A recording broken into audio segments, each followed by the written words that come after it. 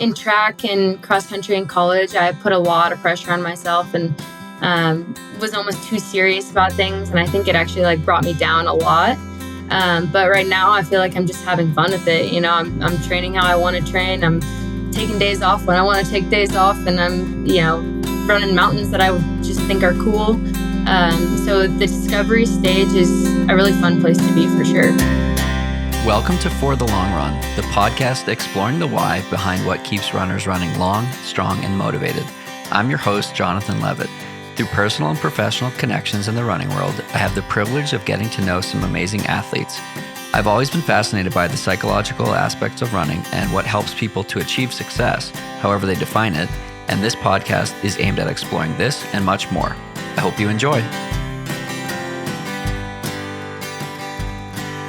This episode is brought to you by Freedom Solar Power, the company I use to go solar on my house. Go solar this year and you'll get to take advantage of the 30%, yep, that's new, federal tax credit next year. It's time to break free from rising electricity costs. When I first started looking into solar, I thought it would be a clunky and expensive process. Going solar isn't as hard as you think it is, and Freedom Solar is a turnkey solution focused on educating the consumer and making sure they have all the information they need to make sure going solar is right for them, both financially and as a way to help the planet. Freedom Solar operates in Texas, Colorado, Virginia, Florida, and now North Carolina too. There are plenty of other great options nationwide. Thank you to Tracksmith for their continued support of this podcast. Tracksmith is an independent running brand inspired by a deep love of the sport. Their new fall collection just released and is now available. It features staples ready for all of your training and racing needs. As the weather begins to change, versatile pieces are essential for handling whatever the season holds. Tracksmith's Twilight Quarter Zip and Horizon Long Sleeve are standout transitional pieces on the run. The pin dot mesh of the Twilight Quarter Zip makes for a lightweight and airy top that can be layered or worn on its own. The Horizon Long Sleeve delivers the familiar feel of cotton with the performance of a tech blend that can be put through the paces and then be worn out for coffee afterwards. By using code FTLR at checkout, you can receive free shipping and support Bigger Than the Trail, an organization that is using trail running as a platform to advocate for mental health. I have a super important question for you. Are you giving your body the nutrients it needs to help bolster and protect your immune system? How do you know? Friends, I'm here to help you eliminate the guesswork with two products that have had a huge impact on keeping me healthy and strong during my training and races that I strongly encourage you to try. Previnex Probiotic and Previnex Immune Health Plus are powerhouse products that can help you perform at your best and keep you healthy, especially as we move into a season where bugs that can take you down are everywhere. Use code FTLR for 15% off your purchase at Previnex.com. That's Previnex.com.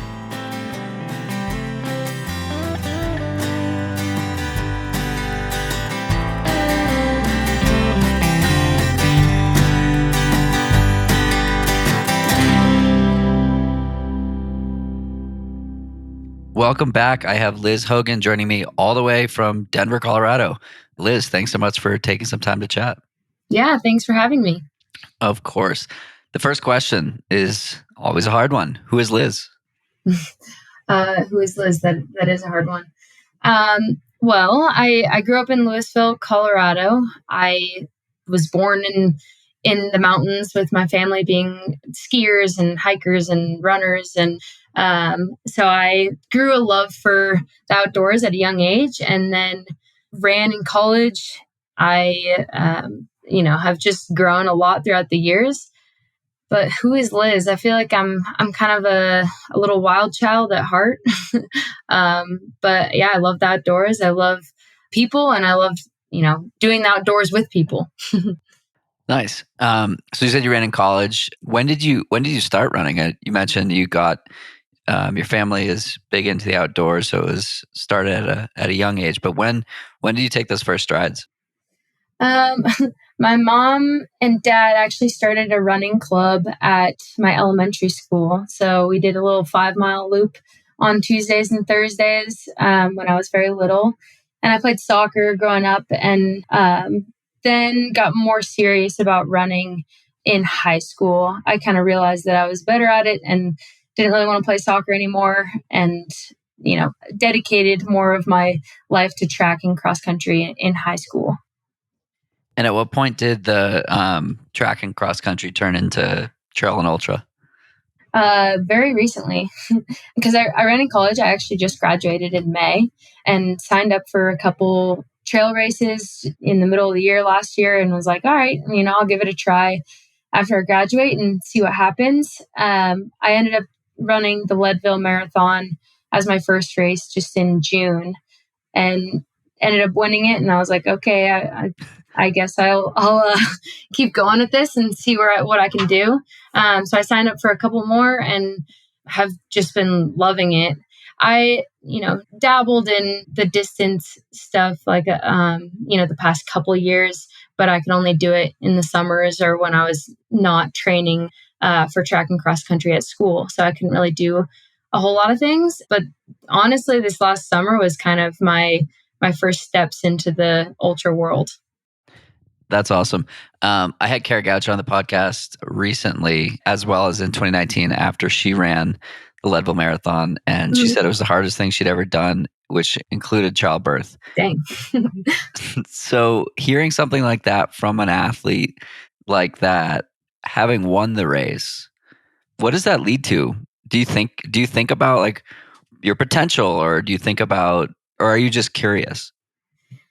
I feel like I'm in a stage where I'm just trying to, figure out what I can do.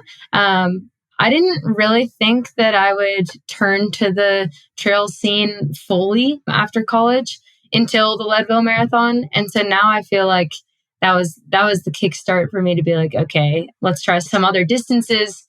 Let's try some harder things, some more elevation gain and see what happens. I'm actually doing the Rut in Big Sky, Montana this next weekend. I've just heard that one is, a lot more technical and can be pretty difficult. So that one will be interesting. So I'm trying to just put my feelers out and figure out what I am good at and see where I can go with it. What does it feel like to be in that stage of curiosity and like, I don't know, but I'm going to find out? It's so fun. I feel like I haven't been in this stage for a long time. Like when I first got into high school and got into running, it was kind of fun because I was like, oh, okay, like running is new and cool. I'm pretty good at it. Let's see where I can go from here. But I haven't been in that stage for a long time. So it feels pretty awesome to feel like I'm, doing something that I love, that I have a background in, but also, different because I haven't done any trail racing until this summer. So it's pretty special. I feel like takes a lot of pressure off. In track and cross country in college, I put a lot of pressure on myself and was almost too serious about things. And I think it actually like brought me down a lot. But right now I feel like I'm just having fun with it. I'm training how I want to train. I'm taking days off when I want to take days off, and I'm, running mountains that I just think are cool. So the discovery stage is a really fun place to be for sure. So you're in your early 20s and you're coming at it with like a level of curiosity and like I don't know if it's self-awareness, but like gratitude and fun that I feel like a lot of people just don't ever get. And it's interesting because this will be episode like 230 something. And I have so many conversations with pro and elite athletes around the aspect of growth and success. And so many of the ones who have been able to be super successful are in the mindset or have the mindset that you're describing right now. So I'm curious, does it come natural to you, or is this something you've worked at? I don't want to say like you've tried and failed and got here, but I'm curious, like, how have you gotten to this place of, again, it's like curiosity or fun versus pressure? I think it has been kind of a long journey for me. In college, I think I did put a lot of pressure on myself and a lot of pressure on my training. And at first, it was discovering, how many miles I could do and what type of workouts I could do and how fast I could do this. But it quickly did turn into something that was not fun anymore. But I think that I've been like so relieved. I mean, I had a great experience in college. I loved my team and my coach and that whole experience was amazing for me. But I will say that, coming out the other side, feel like I have a lot of knowledge of myself of being like, you know what, I don't need that stress in my life. Being the fastest person on the track or whatever is not, or putting that pressure on myself is not going to make me successful. So I think that learning from that and learning that from my track life has pushed me the other way, where I've just completely released that pressure from myself. And I've been, looking into so many mountains that I want to climb and loops that I want to do and FKTs that I want to get. And I just feel like this kind of freedom to do what I want, how I want to do it, has been relieving that pressure. But it also, doing those things brings some good fitness too. And so then I can do well in some races. So I feel like I have learned from myself, and which is why I'm putting myself in the position where I'm just going to look for the coolest experience for myself and no one else. And then whatever comes out of that, some good results, that's just, a bonus. Are you self-coaching? Yes, I am right now. I feel like I've, just because I just got out of a lot of structure with, school and training, everything like that, I kind of wanted to go through this first summer, just, giving myself whatever I need, how my body needs it. And I've talked to a couple of coaches that I have a lot of belief in that I think I'll maybe talk to for the next season. But yeah, right now, just self-coaching. I can only imagine who they are. Are they locals? Yeah, Travis Macy. Oh, cool. I just did a podcast with him. Oh, really? Yeah. He's coached a couple of my, our good family friends and had great success with them. And he's such a nice guy. So I've talked with him a little bit, and yeah, he's pretty awesome dude. Yeah. I met him and his father, who joined him on the podcast. Yeah. We were all up in Leadville a couple of weekends ago, but I didn't get to meet him. But his whole family was running Leadville, which was pretty cool. Yeah. Yeah. And he does those races with like mules or something. I don't know. Like burro racing. Yeah. Yeah. Yeah. It's a different world up there at 10,000 feet. Yeah. So in the intro, you talked about being a people person, and it seems like you're pretty outgoing. And I'm curious if you're an extrovert or introvert, which leads to my next question. Definitely an extrovert for sure. So how do you take the environment you had in college that probably facilitated, right? We have all these teams in college and a lot of athletes. There's a lot of interesting research on athletes achieving their peak potential after college, but having better results in college because of the environment. And so now we're seeing, or for the last, I don't know, five years, we've seen post-collegiate teams pop up. You have a ton here in Boulder and Flagstaff and Portland, et cetera. So I'm curious, how are you, particularly while self-coaching, how are you fostering that connection to community and teammates and whatnot post-collegiately? And the reason I ask that question is partly selfish because I am extroverted and love and benefit from running with others, but also I'm sure plenty of the listeners are, nodding their heads and saying, yeah, that's me. I loved my college running experience and I crave that. Yeah. I definitely loved being on a team. That was a huge part of my experience of why, college running was a positive experience for me, is because being on a team is very special to me. Post-college, it actually has been kind of hard sometimes to, especially in the whole ultra distance running world. A lot of my runner friends don't really want to go on a 90-mile mountain run. It's sometimes hard to find people that want to do these like kind of crazy things with me. Are those people just in Denver? Because there are plenty of people in Boulder that'll do it. Yeah, that's true. Well, just I guess some of my friends from college and from high school, my runner friends, my track friends, I should say. Got it.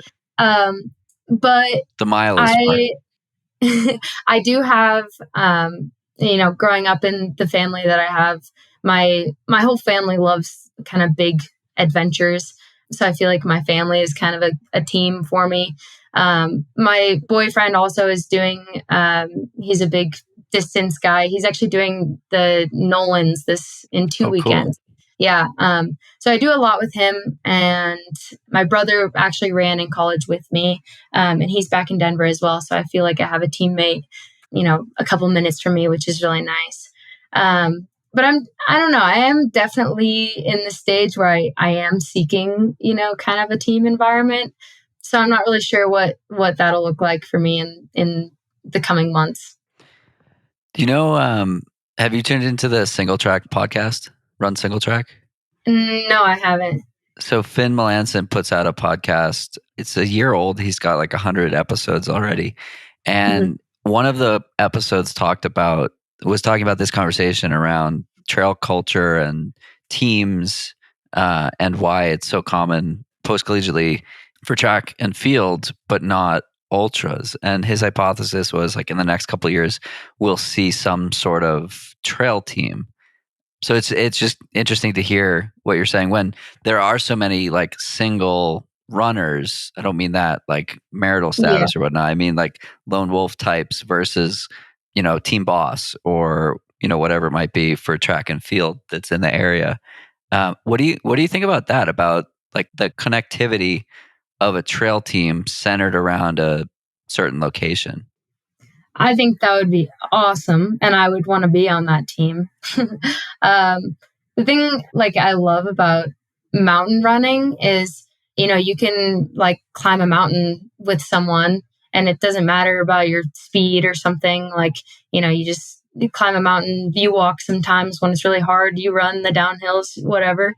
As well as like with track, you kind of gotta be fast to run with the fast track people. Yeah, it's fun. So I live here in Boulder, and I do a lot of running with the local pros. And last summer, I was doing a lot of running on trails with Kat Bradley, and she invited me on like a 20-mile trail run up in Netherlands. And I was like, Kat, what? I can't keep up with you on a 20-mile trail run. But it happened to be sandwiched between two other 20-mile trail runs. And so what I love about it is like you can match up your current fitness with somebody else's current fitness who might be like 10 times better from a fitness standpoint on a good day.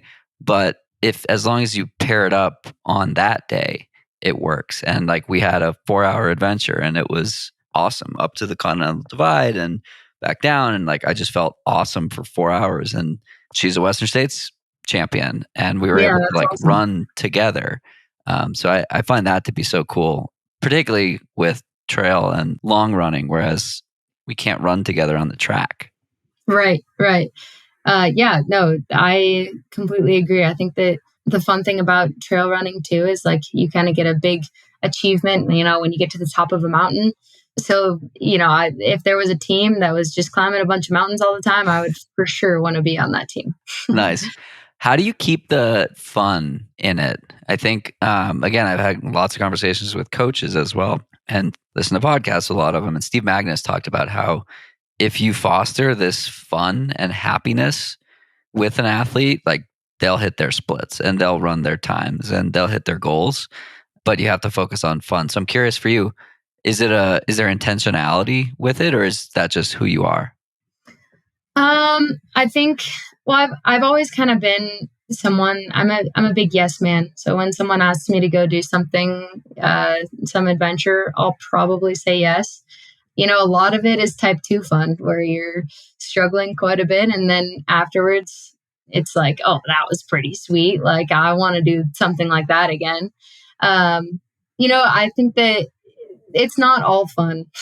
I've had a lot of, big days where I have not had any fun, but then afterwards I find myself, looking at a trail similar to it because I'm like, oh, okay, like I achieved something pretty cool.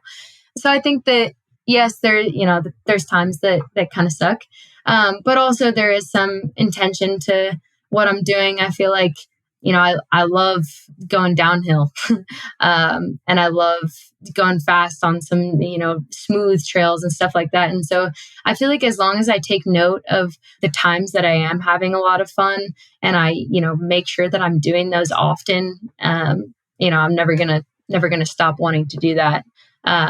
So yeah, the fun comes and goes, but I feel like at the end of the day, the type 2 fun afterwards when you reflect on it, being successful is fun. So Totally. I did 4-pass loop a few weeks ago, and it was nice. like 98% type 2 fun. I had like just come off of COVID. I hadn't really done much long running, and I paid the price for it.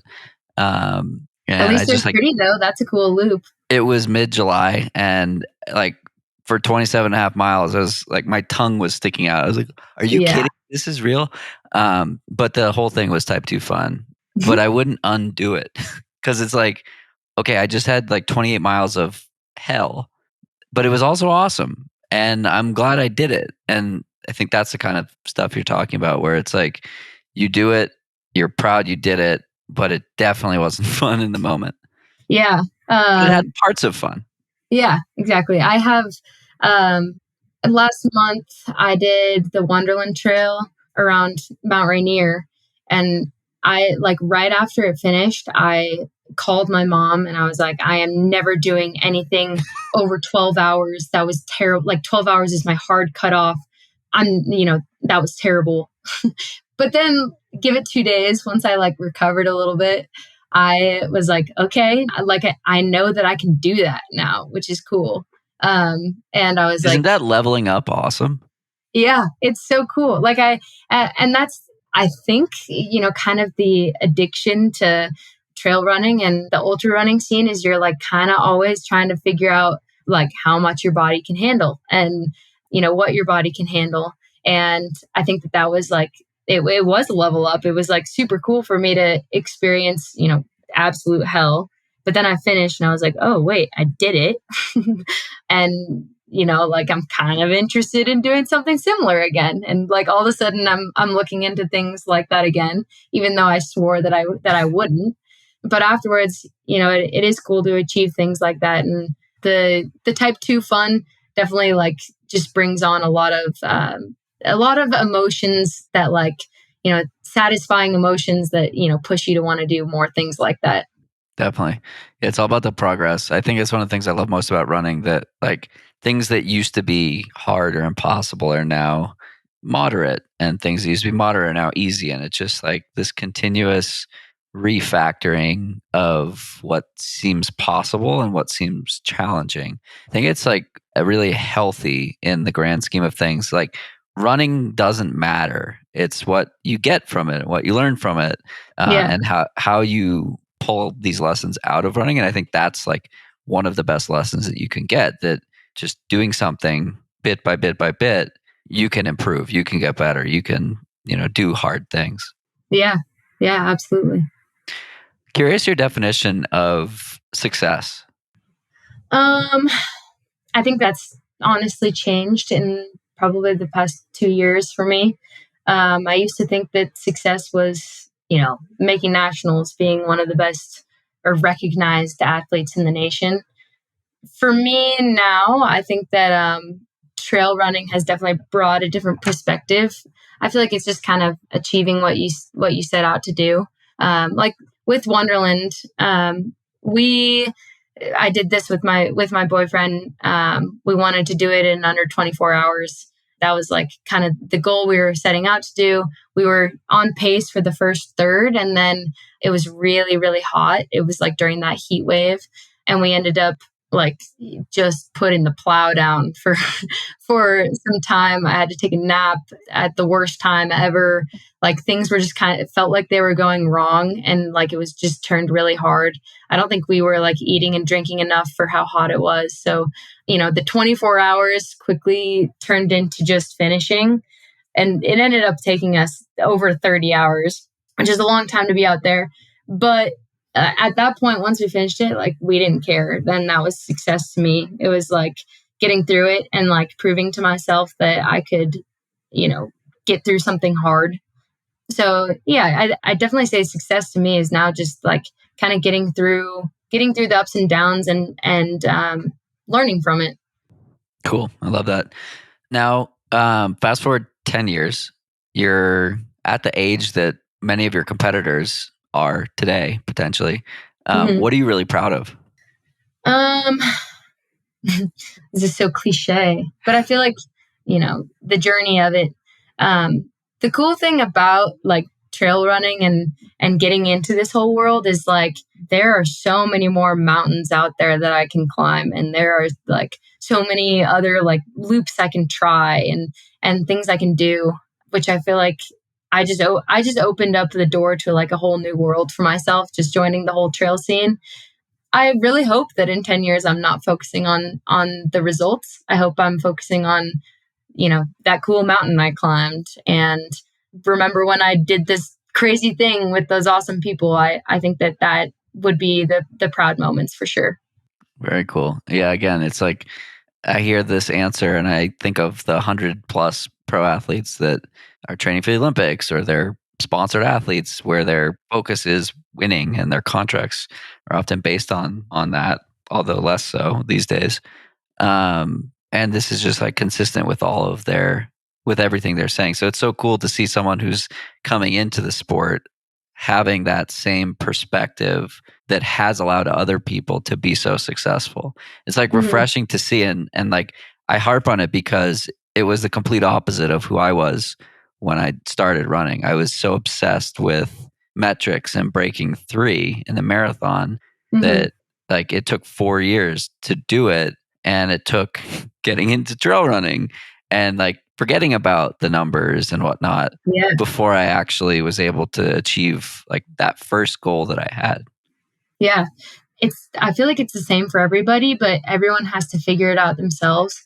But like for me in college, the harder I tried and the more I was focused on, hitting my mileage every week and being the best that I could be, the worse I got. Like it was just very obvious every time that I was more focused and, not doing normal college things because I was so focused on my running and getting my mileage and things like that. I just like lost it. I was terrible.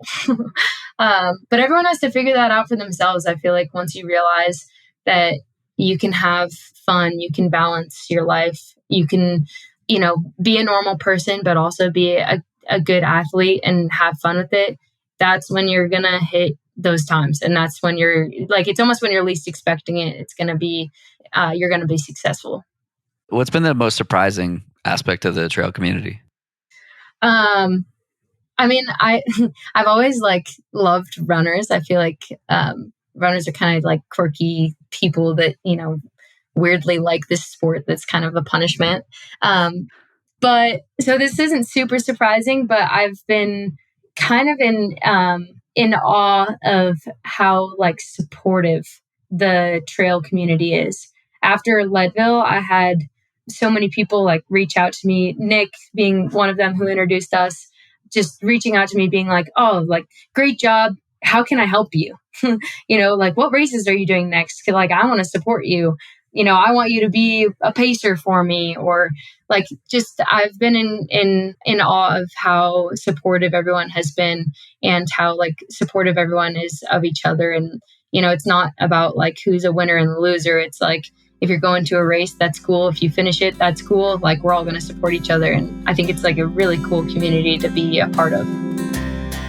If you've been enjoying this podcast and can spare 90 seconds of your time today, can you do me a favor? Can you pop over to Apple Podcasts and leave a review? It helps other people find and enjoy the podcast too. Thanks so much. Thanks again to Freedom Solar for supporting this episode of the podcast, as well as our desire for a greener energy source. The buying process was fascinating and so eye-opening, most notably how simple and cost-effective it can be. I'm excited to pay my learnings forward. If you're curious, message me on Instagram or Twitter, and I'd be happy to help you get in contact with some great resources or even just answer some questions. Freedom Solar is a full-service solar company installing solar panels and backup power systems since 2007. They operate in Texas, Colorado, Virginia, Florida, and now North Carolina too. My parents have the same panels from a different company in Massachusetts. More than a few friends and podcast listeners have already gone solar, and they're all so excited and happy with the process with Freedom Solar so far. Thanks again to Tracksmith for supporting the podcast and for their continued support of not just this podcast, but for the running community in general. I'm proud to partner with Tracksmith, and I'm excited that with all purchases made using the code FTLR, you will get free shipping, and Tracksmith will donate 5% to Bigger Than the Trail, an organization that is using trail running as a platform to advocate for and provide resources related to mental health. Previnex has amazing products that have benefit my health and the health of other runners that I know, which is why I'm so excited to introduce Previnex to you as our newest sponsor. They also have a killer everyday immune supplement called Immune Health Plus that I've been taking and will tell you about in a future episode, but I highly, highly recommend you check these out and try the products for yourself. One of the best parts is that if you don't experience benefits on any product within 30 days, they have a no questions asked 100% money back guarantee for a full refund. You have no risk and everything to gain here. Use code FTLR for 15% off your first purchase of any products at Previnex.com. That's Previnex.com. And I can't wait to hear about how these products are making a difference in creating health in your life.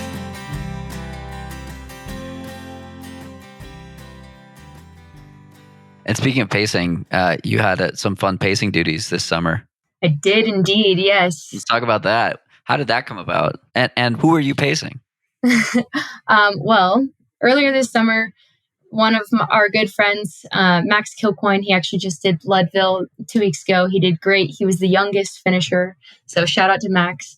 But he has been a Kilian Jornet fan for a long time. And me and Max and my boyfriend Henry, we all follow Kilian, but Max was like, Kilian's coming to Hardrock. We should go watch it. And we were kind of planning on going to Hardrock for a while. But then we saw on Kilian's new company, Instagram, Normal, they posted something about, having a pacer and they're selecting people and you should apply. And I didn't really think much of it. I was like, there's no way that Kilian's going to have a young girl come pace him. I don't have a ton of trail experience. I just didn't really think anything of it, but I put in my Leadville time because it was right after Leadville, and I put in a 5K time from college. And I think that honestly, that combination caught the eye of the Normal team because they were like, okay, she's done a trail race and, she's decent at the 5K on the track. Maybe she can keep up. Definitely translates to 100 miles in the San Juans. Yeah, I guess. But then one morning I woke up and I had an email from the Normal team, and they were like, "Oh, congratulations! You've been selected to be Kilian's pacer at Hardrock for the last 9 miles." And I honestly was kind of like, they probably have 10 pacers. I wonder what this is going to look like.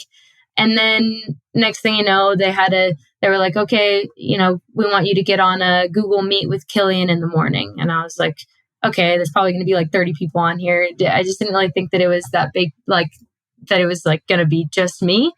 So I get on a Google Meet with Kilian in the morning. And of course, he's at the top of a mountain. This is the week before Hardrock. And he's the wind kind of blowing. And he's like, oh, I'm looking forward to meeting you. I'll be going really slow. Don't worry. And I'm like, oh, okay. Yes, he'll be 90 miles in at this point, but slow in Kilian's mind is different than everyone else's. But yeah, I went to Hardrock. I got to crew for Kilian the entire day, which is really special because it was the first time that Kilian and Francois went against each other at Hardrock. Francois had won it 4 times and Kilian 3 times. And this was the head to head, this was history right here. So it was crazy the entire day because Francois and Kilian came into every single aid station together. And Dakota right there with them, another Normal runner. And so at the start of the race, I was like, okay, they're coming in together, whatever, it's totally fine. And then later in the day, I was like, okay, Francois and Kilian still coming into the aid stations together. This is kind of scary for me because if they come into that last aid station together, then I am going to be with the 2 best runners in the world. And I don't know how to handle that. But then, of course, I tried to get a little bit of sleep right before. I was like, okay, been crewing all day, need to rest up a little bit. Checked their tracking right before I went to sleep, and they're still together. I was like, oh, great. I ended up getting an hour of sleep and then showed up at the aid station. This is at 1 a.m. And it was very intense in the aid station, obviously, because Francois' team is there, Kilian's team is there. I'm just like waiting, kind of freaking out that they're coming in together. Sure enough, 2 lights come down the mountain together. They do their little aid exchange. The normal team is like frantically pushing gels into Kilian's pack. And I'm just like watching. And then I ended up leading just like the first couple hundred feet up this climb. So we came out of the last aid station, and it was a 9-mile segment. It was a 3K climb right from the beginning. And then it was a pretty steep, short downhill, and then it was kind of a cruise into town. I ended up leading both Kilian and Francois for the first like couple hundred feet up this climb. And then I'm redlining from the beginning. Of course, because I'm like, I can't get dropped. So then all of a sudden, Kilian is kind of like right on my tail. And I was like, pulled to the side. I was like, okay, you go in front. I'm just going to try and hang, and you're doing great. And so we start going up this climb, and it was pretty surreal because it's in the middle of the night, and Kilian's on one switchback above me. I'm on the next one, and then Francois is right below me. So like I was sandwiched between Kilian and Francois for the whole first climb. And I'm, like we dropped Francois' pacer, and I'm going as hard as I can. It was a really hard climb, honestly. Then we get to the top of the climb, and Kilian had made up probably like 40 seconds on Francois. So I was like, okay, at least the least I can do if I'm not leading Kilian up this climb is I can at least like count how much time he has between him and Francois. And so I was like counting, and then I kind of like tried to like run up to Kilian and like tell him. But I also didn't want to look back at Francois because I didn't want Francois to see my headlamp so he could really see how much Kilian was in front. So, all these things are going through my mind. But yeah, I ended up catching he dropped me a little bit, and I ended up catching him on the first downhill. And we ran together for 4 miles. And my favorite part is I asked him, I was like, you're doing great. How do you feel? And he was like, oh, good. Tired too. I was like, yeah, you better be tired. Like, this is mile 97. Like, come on. But yeah, we ended up running together, and we were kind of going pretty fast at this point. So neither of us were really, really chatting. And then next thing, we had probably a mile and a half to go. And I could not keep up with Kilian anymore. He was dropping like sub 7-minute miles on trails. So he's just like going really fast. And then he finished, got the course record. I came in like a couple minutes behind him. And it was a surreal experience, like being able to run with Kilian and experience that whole scene was incredible. So what did you learn? I learned, I feel like anyone who's been around Kilian, just like, you learn a lot from the guy because he's been the best for, so many years since he was 14.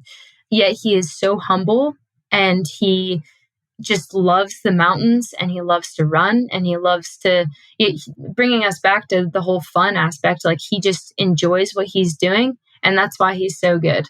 And he's like pretty casual about it. It was funny. Like, he was brushing his teeth like a minute before we had to leave for the race that morning. And like, was kind of scrambling that morning. I was like, geez, this is the best runner in the world. And he's just like, very casual about, getting to the start for this 100-mile thing. But he's just like so incredibly humble. Like, when I was talking to him, he was like, we're doing the same thing. We're just putting one foot in front of the other. And, that's all we're doing. We're going up a mountain.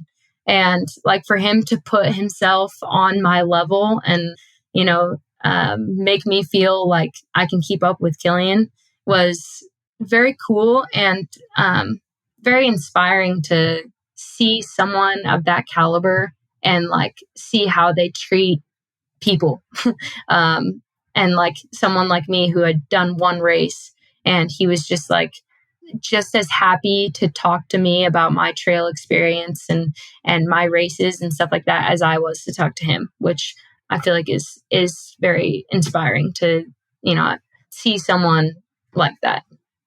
Why do you think you got selected for that? I think that, well, one, I lived in Colorado, so it was pretty easy for me to get there. But I think they wanted someone that was kind of like, new to the scene and bring maybe a different perspective. I think that it was cool to for them to select a female to pace like Kilian is the best of the best, and for them to select like a female that has just done one race was really cool. That they did that. Like I just didn't expect the whole experience to be the way that it was. Like I expected them to select some pro to go pace him. And so for me, like, I think they wanted to expose me to something really special. And it was inspiring. Like I came out of that experience being like, dang, I seeing the best of the best, being a part of the race that like was history. I want to do something like that. I want to bring other people into the trail scene like that. I want to do, honestly, I would love to do Hardrock one day after seeing just that whole experience. So I think I was selected just for maybe them to just like inspire me. I don't know, but it was nice of them for sure. And he won. Yeah. And he won. I know it would have, like, that was the pressure. I was like, okay, I can't, get dropped. Number one, that would stink because he's 91 miles in and I'm fresh. Number two, like, I don't want to mess up the pacing and lose it for him. I mean, not that I would at all because, he can handle his own race, but for him to like get the course record and destroy the course record. And he ended up actually making up like 15 minutes on Francois, that last downhill, which was pretty crazy. So yeah, it was a surreal experience. What were you thinking in that moment on that downhill? When I was like next to him, running with him, like, don't fall. Yeah. Well, and it was a lot more technical. Okay, it wasn't that technical, but it was a lot more technical than I thought it was going to be. There was one really steep section that I like slid down on my butt and I actually dropped my pole and it like almost went down the mountain. I was like kind of flustered. This is like towards the top of the full descent. But then, running next to him, I feel like I was just kind of thinking about how it felt like a dream, not only because it was in the middle of the night, but also just because it was like, I don't know, I was just running with Kilian. But then after he dropped me, I was like, all right, I just need to finish this as fast as I can. Don't get eaten by a bear. Yeah, exactly. Yeah. Those mountains are nuts. I was out at Ouray last summer pacing for that, and wow, there are some gnarly climbs. Yeah. I had been to that area when I was very little, but this was the first time I was seeing those mountains like as a runner and everything. So yeah, that is a cool area. For sure. So switching gears a little bit, so much of the history is like making it more than it is, but like a lot of pro runners and pro running sponsorships and partnerships of the 2000s and early 2010s were focused on performance. Lately, it seems like there's a lot more emphasis on telling the story and sharing the journey and like being involved in the community in addition to performing. How do you feel about that as someone who's potentially aspiring to be in that position? Yeah, it's pretty cool. I think I love that the whole trail world is kind of turning to that more and less like the results focus and more of like the person and the story and how they're achieving what they are doing. I think that not only is helpful for the athlete, but just it's cool to see for, normal people to look at like someone who's really good and, see the journey, see the story they're telling and see what they're doing.